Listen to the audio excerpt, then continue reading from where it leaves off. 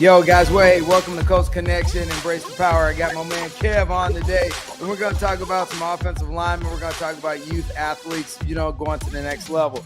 But also, I need to give a shout out to Panera Bread over here on West Shore Boulevard. Man, I want to thank those guys this morning for making me an awesome breakfast, and always Dunkin' Donuts, and definitely Durant High School for making district this week. But hey, Kev, what's going on, my man? In Georgia, what's up? Me and Mike G want to say hey from Tampa, bro. Man, how you doing, man? Hillsborough County. I know y'all at, but how y'all? We doing good, man. Hey, we were just talking earlier about, the football and about the challenges that most players have these days. The one thing that I love to have to ask you is now that you've played yourself, you've had your own career, you see where football is. What do you see the big transition from when you played to now? Like we just talked about the body, man. I graduated 02 and, 02 in high school, so played college through 06, man. But, the body being flexible enough, being able to bend, be able to move. And I think with now we have a lot of technology and a lot of YouTube and stuff. I don't think people take that as serious as they should. Because if they would, it'll put them in a better position to handle a lot of freakish D linemen, big guys are athletic, guys are linebackers playing D-line, all that type of stuff. But I think the body, being able to bend, strong knees, hips, this is what college coaches want to see. They want to see you bend. However big you are, they want to see how well you bend, how well you can sit in the chair. Feet being flat, strong shoulders, no injuries, all that stuff, man. Yeah, you train a lot of young student athletes, and I think a lot of parents live vicariously with their kids, but that's a whole other subject for another day. But as you look at the challenging times that we have, the game has gotten faster, and we've had a lot more injuries because we overtrain over the years. And I think sometimes there needs to be a break in there, but between training and really youth football, what do you think we really need to start at that point of trying to get those fundamentals built? Because it seems like right now, football, baseball, basketball, everything's year round. Yeah. So there's like no break in the body. So, from your standpoint of a trainer, how often what's the youngest age that you normally start at with trying to help young people target their abilities as an offensive lineman? Man, look, I have parents that bring me kids that are in 4th, 5th grade. But these kids, and sometimes not all about football, as big guys, those kids lack the confidence and, just the wherewithal of just like how their body is and how their body moves. And so when I come in that sometimes with like the parents, first of all, they want the kid to be mobile. They want them to just get active. And then, the second thing they want to do is like the confidence to even do the job. And then the confidence for me, I give them sometimes carry on to the practice field on how you practice and etiquette. And then the etiquette gets you playing time, from off the bench to being the starter. So, I help out much as I can, but, some kids it's easy. Some kids it takes longer to process, but that's the main thing, man. Right. I mean, there's a massive transition between the time they're in elementary school, middle school, and then when they get in high school. And, that because puberty kicks in and kids that weren't that big then that hit high school and they change. And so, as as kids as they transition during these different periods of their growth, you constantly have to make sure that, as bone structure changes. Are you pushing them to go to yoga? Are you having them do some kind of stretching? Are you having them do Pilates? I mean, because injuries are real these days, and if you have a serious injury at a young age, you could damage yourself for a life. Yeah, man. Like so far, man. Like to be honest with you, man, I lack the knowledge of just flexibility and stretching. Even though I wasn't as tall, but I was strong and fast. I played basketball at my size, and I was explosive, but to believe it or not, man, like I feel like when a kid comes to me, man, like I try to give them everything. I don't, a parent can go here, can go different places and get 5 things just for one kid, but I feel like I want to give those things outside the box that parents think I don't be thinking about. I want to give those to kids, and every day we start off with like dynamic warm up, stretch with the band. We do the hips. I have a gym. I don't have hurdles, so I use the barbell. So I have a Smith machine, so I have them step over it, drop underneath it, We work on the hip flexors, and as linemen, we need the inner thighs. So we do a lot of hip med ball, hip thrusts. But I do incorporate a lot of that. Probably the first 15, 20 minutes of the whole before the workout starts is about an hour. The kids don't even talk to me because they know to come in and do right and go ahead and just do their whole routine, like stretching, warm up, and it carries on because now the parent can see the kid moving fast on the field. Being able to bend. You have to be able to bend to get in the stance as a young kid. Like if your stance is not right, then your success rate is not going to be high. And the cause of you not having the stance is because you can't bend, or you never bend, or you never stretched. So I do give that to all my kids all the time. Oh no, and that's great. So I mean, you work at the high school level. You played ball yourself. What did you learn from the situation that when you play ball yourself, that you wish you could have done better? Now that you've gotten older, you go, wow, man, I wish I'd have known that back in the day. What was the difference in your coaching style that when you are coaching now, that when you came through, that you think there was a lack of, that you see now, the deficiencies that you didn't gain when you were playing ball? Man, I think the lack of information for people to learn, not talking about from the coaches side of it. I think now between social media, so YouTube and all type of things, that's very informative to give you insight of the game and how the things are done. I think we didn't have that. I wasn't blessed in my household to have that.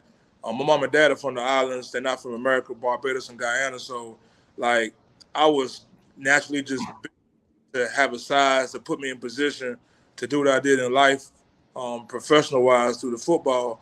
But I think like a lot of coaches didn't know. I couldn't find guys that play NFL ball when I was growing up in high school. You didn't see those guys. They were very low key. They were very rare. I think you can find more guys that been through the system and been through the whole process of becoming a professional player at a high level. Some couple years and some a long time. So that's the difference I see now, man. I see a lot more guys attempt. Some of it is not good, but a lot more guys are attempting. And you can filter through all the stuff and see which one that's gonna be the one to motivate you and one you're gonna grasp on the fastest and take it from there. But it is a difference. A lot more information being given to coaches, people of charge. Even little league coaches, like they can learn that stuff fast. And give that information that they need. Some of it good, some of it bad. Oh yeah, so what about diet? I mean, so back in the 70s, it was all McDonald's and Big Macs and Whoppers. So now, when you're talking to big man, I noticed I saw the NFL a couple of days ago, and they were showing some guys with plates, and I mean, I'm like, hey man, that don't look like a Big Mac to me. They were literally there's like a serious diet regimen for a big man, so there's a lot of calories. So. Will you ever have discussions about the diet plan for the offensive lineman you train? Man, that's part of the package. I feel like if I don't tell these kids all the stuff that I saw, I learned, I went through, I didn't learn. I think that's kind of what makes me to being one just good at what I do, just because I give them that stuff. And sometimes it's hard to control a kid being a kid. Right. Some parents just don't understand it. But at the same time, some parents come from different background. I'm an island person, so we got a beans. I got beans and rice, man. Mike's favorite Dominican. So yeah. I got one of my good linemen I had since 3 years, and he's a 7th grader right now. I just know their background, just because it's the island backgrounds, like beans, rice, tortillas. It's kind of hard to control that. That's the one thing that the hardest thing for me to do right now with kids, because some kids are already a big size. It's just right. It just some kids have parents that the bone structure fits their mom and their dad, or vice versa, somewhere down the line, and they get the same thing. So, and me being able to manage it is saying, I can do what I do, but at the same time, I don't live with those kids, so that's why it's hard. Right. No. Kids kind of change that stuff when they go to college. But what I do is I kind of give parents tips. I give them a lot of tips, a lot of things to do. And believe it or not, majority of my parents do listen to me and take my and do that stuff. And Okay. try to incorporate a lot of running, a lot of conditioning. You know what I'm saying? And the Right. parents do a good job checking in with me, being honest, telling them what they do. You know, some of them have cell phone numbers, so I keep I kind of track them down, like, you know, just talk to them and just remind them. It's a constant process. It's never ending cycle in that situation. Oh yeah, you know, and here's the deal. I know you do a lot of training with students. Do you work with, and you know, because let's talk real seriously real about competitiveness of being recruited. So there's a lot of competitiveness these days to get recruited or to be seen and go to camps. So I know you put on your camps and your stuff. Are you like working with a couple of different universities, or are you kind of like, hey, I think this guy's going to be a dude, because you know that's our term. He's going to be a dude.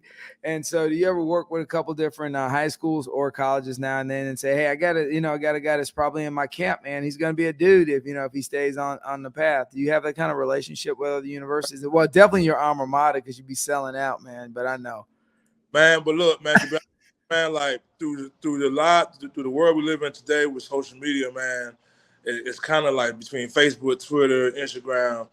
A lot of guys I played with, and I was blessed to play football. Kind of a lot of guys I played with or coached me.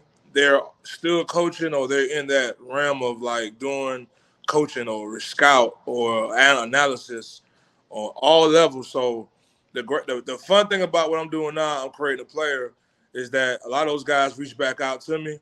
And this is why I post a lot of my videos, because a lot of my videos, a lot of college coaches follow me. So I'm the type of person, I'm gonna do exactly what's done on the field. So that a lot of my drills, I post a lot of my drills, and those drills carry over to what the college coaches do and other high school coaches. And this is how people like or press the follow button, and you know, and then the inbox start happening. It's just a cycle, man. Like, it's an algorithm to this whole process. no, Like, I agree. And you use Twitter really well and on your platform. And I noticed I was like, somebody was like, hey, we're talking about a website. I said, well, he's really using Twitter, because right now for high school and college, Twitter is kind of like the go-to tool. So I tell people all the time is that if you're going to do private training, it ain't about having a website. It's about being available on social media like Twitter, I ain't, Instagram, Facebook. Go ahead, man. I need to get it. I need to do need to work on the website soon, but right now, man, it's just all the college coaches on Twitter, and you'd be surprised my inbox, man. Like, you know how many coaches and kids I have got scholarships just because I'm the type of guy. I'm a send it. If they're gonna ask me about it, and some of them are all the ones that talk to me. They have good relationships with me already. They know who I am. They know what I produce. They got guys that may be committed. They got the guys that be recruiting. So like every year, it's a re-up on like, hey coach, do you have any guys? And as a matter of fact, a lot of guys I play with in the Giants, like those guys I played with, had a pleasure to play with, offensive lineman wise. Those guys are in a position to coach now. So, you know, those guys I play with at Western, the DB coach at Georgia, Fran Brown. So, and I already know a lot of guys just because I got kids that go to these schools. So when I go on visits, spring games, summer visits like to Georgia, to Clemson, to schools, schools in the area, it's kind of a good thing that the coaches already know me and recognize me through the drills I do. Like, coach, man, you're doing a great job. This is all the same stuff that we do. So, but yeah, social media helps me work with a lot of coaches from all across the nation. Right. Even, So, hey, Yeah. I got So guys. let's go back. Let's go back, man. What's up, Kevin? Man, how you doing? Now I can hear you guys. We're back. But check this out. So when you tell these kids, man, they put their hard work in. Let's go back to what we were talking about. You got to tell them they ain't good. How does that work out? Is that a mental, like, excuse my French, fuck up? You know that these kids think they're gonna make it, but they're not good. So how's that work into your favor? Like, Man, you man, know, it's got to bother you because you put so much work into it. You know what man, I'm saying? sometimes, to be honest with you, man, sometimes when kids are not, you know what I'm saying, school's gonna look at a kid, first of all, if he doesn't have the talent, like sometimes his size, it's like, oh, wow, he's huge. Like, then look at the film, and then then sometimes if he's young enough, he can, you know what I'm saying, he can develop and get with the right person and become a dude or whatever, or become a bigger dude. But a lot of guys, man, to be honest with you, man, a lot of coaches really send me guys that they recruit and they just want to just help them out. So if they got a guy like me in the area, like, hey man, you need to reach out to this guy, and and work with him, man, he can help. I have a lot of that stuff going on now, but you can't really control. You can't really tell kids like I told Vince earlier. At a certain age, some kids are stuck in their ways, and then some guys are scared of to coach big time guys and tell them what they need to hear. I'm not that. I'm my type of guy. I'm gonna tell the kid what he needs to hear. I'm gonna tell the kid in a respectful way, but it's like me not being an agent, but it's like me being an agent and mentor all in one, because I'm the type of guy, and this is why a lot of parents like how I work with kids, and my whole get down, but because I don't sugarcoat nothing. Like because I was the type of guy, I got a half a scholarship, I got cut, release, NFL many times. I had to earn everything, so I'm a undrafted free agent. So my mind is not even to even have that type of character. Now, if sometimes a kid is already stuck in their ways, so I try to feed it into them slowly but surely through text messages and other things. But at the same time, I treat every kid the same. I tell every kid the same thing they need to hear. I tell them, if you don't do this, what will happen? And 99.9% of the time, I'm never wrong, because I know how the body works. I'm a big guy. I know what big guy's body can do and cannot do. And I know when the body is going to break into this threshold. And that threshold break can be a career-ending break, or it can be, it can just, you got to stay on top of your game. You got to stay available, because there's so much going on with new kids on the block, new recruits. Like, there's so many kids, and social media is getting kids in small pockets out in the forefront. So I tell every kid the same thing, man. I don't sugarcoat nothing, man. Now, hey, so you might need to get big old Mike in here, a big league shirt, because Mike talk about, I'm a baseball player. He should have been on the offensive line a long time ago, or tight end. That happens, man. Like, especially my basketball players. Like, I feel like, and I played ninth grade. I played varsity basketball in my ninth grade year of high school. I went to school in Savannah, in high school, and I moved up to Georgia, like to Creekside High School in Fairburn, Georgia. But at the same time, like, a lot of those kids they don't know. He might have not known like what my worth is really at the time, and then somebody have to show them their worth. You feel me? No, that's true statement. No, you're spot on, because I've seen a lot of kids, and I tried to tell this one guy, you hit a great point. I didn't mean to cut you off, man. This is near and dear to me. I'll never forget this. So many years ago, I had a kid playing for me, and his dad goes, "Oh, he'll be a great quarterback." I said, "Look, man, that kid's gonna be like 5'4". I said, "Put him on the soccer field, because he's fast as lightning, and he had great footwork already." Dad argued me down. So literally, he put an expiration date on his son's career. And look, I work with a lot of parents, a lot of full homes, a lot of single moms, and not even a lot of times, man, the parents hold kids back from opportunities, and especially I'm gonna be honest with you, I have a lot of Hispanic kids in my school. I'm in the Hispanic area, Hispanic and Black, and from our background, because we all from the same region of the world, we gonna work. My mama Bayesian, my dad's Guyanese. We gonna work. We blue collar. We have a family, a family business, and we're gonna fulfill the needs for family business.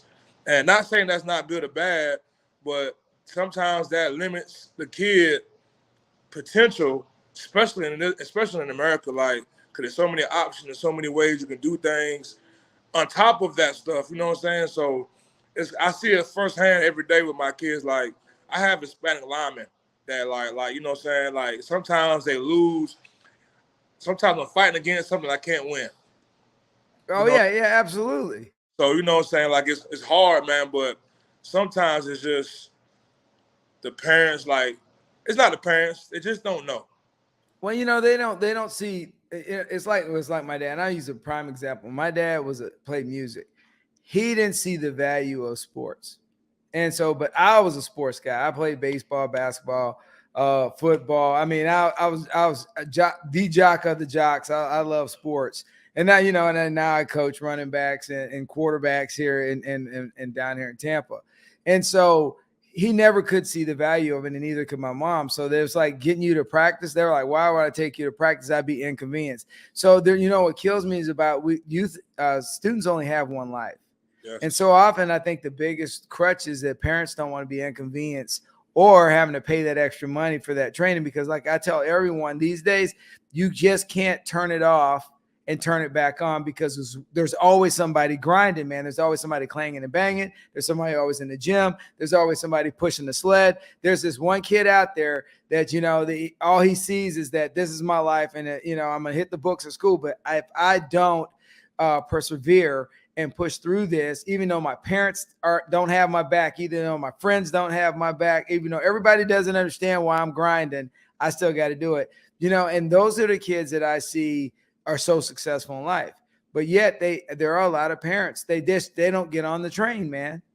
Man, and this is kind of where I come in at also with my training program. Like, I'm not the type of guy that is going to charge a buku amount of money for a service. Now, granted or not, like, I have deserved the right over the years through my, my little mini success and the kids I have produced to charge a certain fee, man. But like I said, I never turn on a kid for money. That's my MO. And that's just like I told you before, the undrafted free agent mindset. Like, I feel like sometimes what I do is, this is what I do. Like, if the kid can't afford it, I reach out to a kid through social media or whoever platform. Sometimes it's a word of mouth. And, I tell them what the price is, but I always tell them, like, look, man, hey, man, if you can't do it, just let me know. Just talk to me as a man. And that's something I always want to teach all my guys that I work with, like, just speaking up as a man at a young age and, like, talking to me. But, so I got some guys that train for free. I got some guys, look, you come for free, man, but the information I'm giving you is so good, you're going to tell your friends, and then, you might have 2 or 3 friends might network. Pay your fee times 5. And then other parents are bought in. And and this is kind of how my name has, what I've done, has grown, because, like, you can't set on money. Like money shouldn't control what you do for a kid, man. Like, absolutely. Your blessing be cut down. Like, that's why I feel like I've been blessed, because, like, I may charge a kid $20, or I may see a kid that may have a potential. Like, look, man, mama, don't pay me nothing. Just bring them to me. Get them to you as much as we can. I'll tell a parent right now, the more time you spend with me, kids spend with me, is going to put them in a position to go to school for free. And it's over 300 schools in the nation to go to. So, that's kind of why I've been blessed a lot over my 3 or 4 years I've been doing this, man, just because that aspect of the money part. And the parents that don't buy in, sometimes I have parents that pay the other kids' tab. Because I have parents that are blessed in many ways. So, it all works out, man. But it's a blessing for me to, like, be in the position I am now, man. Eventually, I'm gonna end up coaching college football. I do want to be a O-line coach at some point. So, this is all ties to, like, to the future, what I want to do. I can recruit, because I know kids. I like kids. I taught in the school system. So this is kind of why I've been winning in my world with this offensive line stuff. I've been blessed, man, because can't put a price on too many things, man. Some things you just gotta give it away, man. That's right. That's right. All right, so hey, so if somebody wants to get a hold of you, right, we're gonna say, and Mike's got it up there. Go to Kevin's Twitter page, and then Kev's there. Reach out on him, DM, and then hit him up so you can get your kid some offensive line training, or just get that mentorship and coaching. But also, Kev, one thing you inspire me, and what you're inspiring others is that the legacy that you're leaving. So if you could give any advice, and as we get close to the end of this interview, if you get any advice out there to any young person right now that's going to listen to this on social media, because we're going to put it out on Instagram, we're going to push it out on Facebook, we're going to push it out on Twitter. If you can give them any advice, what advice would you give any young person that's like, thinking they're in despair, don't think that they have the skill sets, and don't think, I'm an offense, I want to be an offensive lineman, but I'm not getting the training and the needs I need. What advice would you give those people? Man, for the ones that need the advice, start with, first of all, the time you spend on your phone. It can kind of help you in life, for like watching videos instead of just spending time with different social sites. Try to, like, go on YouTube and just, like, look at the info that some of the great ones that before us that's giving the info, and a lot of the info they're giving you is 100% correct, and it's just the foundation of what you're trying to do. On top of that, then it's just spending time with reps. And like I tell kids all the time, like you can train yourself. Like, yeah, I can come in and give you stuff, but I don't live with you. I'm just here for 2 or 3 times a week, maybe one time a week, maybe one time a month. But everything I tell kids, I want to put in a position to train themselves. So the videos I send through text messages, the videos I send with other kids doing other drills and stuff. Get out, get active, start early, don't wait. Don't take no for an answer. If you get cut or get denied one time, keep on going, man. But just keep on trying, because there are a lot of eyes out here, and you just got to bet on yourself. But all the eyes you have out here will help you, and somebody gonna notice, man. But you got to start within yourself. You got to be disciplined. You got to look the part, and you got to do the stuff you're supposed to do. I cannot invest money into you if you don't look the part. That's number one. Hey, Mike. Awesome. Hey, Mike, before we roll out here, Mike, what do you got for Kev, brother? Kevin, it's good meeting you, man. Keep on doing your thing, man. You know, Man, look, be real with them, though. You got to be real with them, right? Look, man, I'm an free agent, man. I got a half a scholarship to Western Carolina. To Western Carolina, Vince. Hey, I got a bone for you, man. I got a bone for you. So what you need to change your shirt is undrafted and ready. You know what I'm saying? That's what you need. Undrafted and ready. I got some ideas and stuff. I said I'm gonna send you something, man. I'm gonna All right, so yeah, you send it to me, man, and we can look it over. But definitely, I like the undrafted and ready. Yeah, so we can get. So hey, I'll give you that one. Hey, Kev, it has been a pleasure having you on.